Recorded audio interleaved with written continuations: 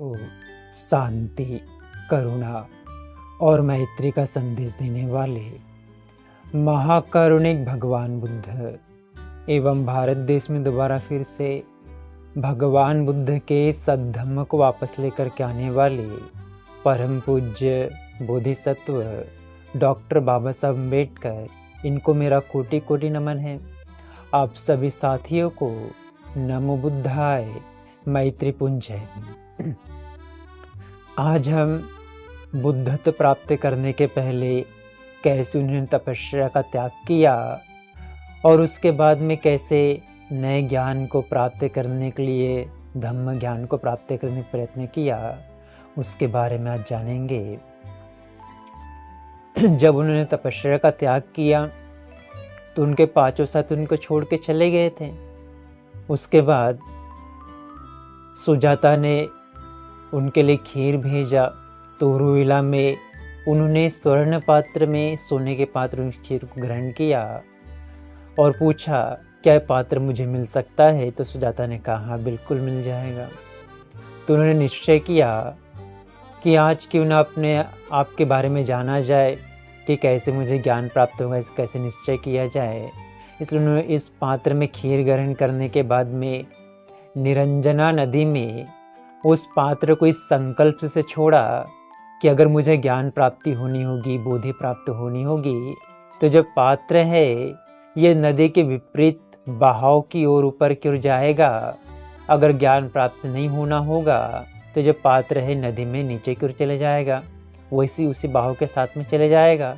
ऐसा निश्चय करके उन्होंने निरंजना नदी में अपने सोने के पात्र को रखा तो पात्र सचमुच धारा के, पानी के धारा के विपरीत दिशा में जाने लगा और कुछ दूर जा कर के आगे जा कर के पानी के नीचे में चले गया, बैठ गया।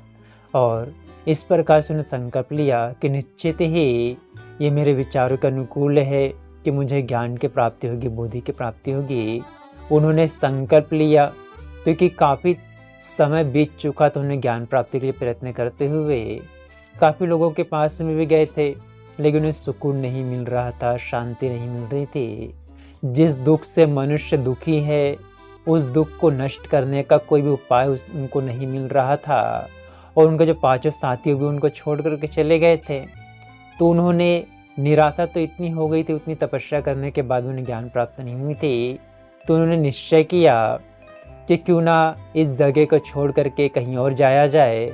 तो उरुविला छोड़ करके वो गया चले गए और गया में एक पीपल के नीचे बैठ करके पद्मासन लगा करके वो बैठे और ऐसा निश्चय किया, चाहे मेरा शरीर टूट जाए, हड्डियाँ चकनाचूर हो जाए या चाहे जो भी पीड़ा मेरे साथ में हो जाए, लेकिन जब तक मुझे बोधि की प्राप्ति नहीं होगी, ज्ञान की प्राप्ति नहीं होगी, तब तक मैं इस जगह से नहीं उठूँगा। ऐसा संकल्प करके वहाँ पे गया में उस पीपल के नीचे बैठ करके उन्होंने पद्मासन लगा करके ध्यान में बैठ गए और पूरी तरह से नए ज्ञान की खोज में लगे रहे।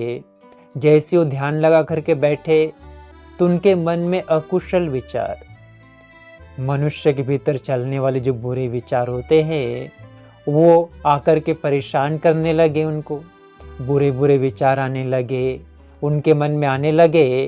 तो समझ गए कि उनसे पहले भी बहुत से लोगों ने ऐसा प्रयत्न किया था, लेकिन जो मार होता है, मार की जो सेना होती है, वो हर किसी को हटाने की, हर किसी को उनके मार्ग से दूर ले जाने का प्रयत्न करती है। लेकिन उन्होंने निश्चय कर लिया कि चाहे जो हो जाए, मैं कोई भी बुरे विचारों को अपने चित्त में जागृत नहीं करने दूंगा, नहीं होने दूंगा।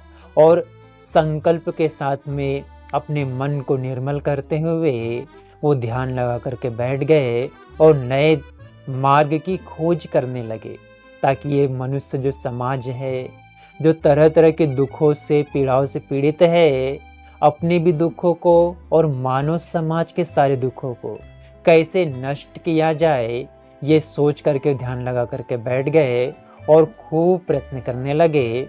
तो उनको ध्यान लगा करके बैठने के बाद में जिस वृक्ष के नीचे बैठे थे वहाँ काल नामक नागराजा, उनकी पति स्वर्णप्रभा रहती थी, वो भी उनको देख करके उनकी स्थिति गाने लगे कि आपको निश्चित रूप से ज्ञान प्राप्त होगा और आपको देख करके आपके पैरों के नीचे ज़मीन है वो भी गुंजायमान हो रही है।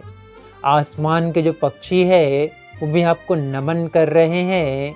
सभी दिशाओं से बुद्ध बुद्ध शब्द ऐसे सुनाई दे रहे हैं।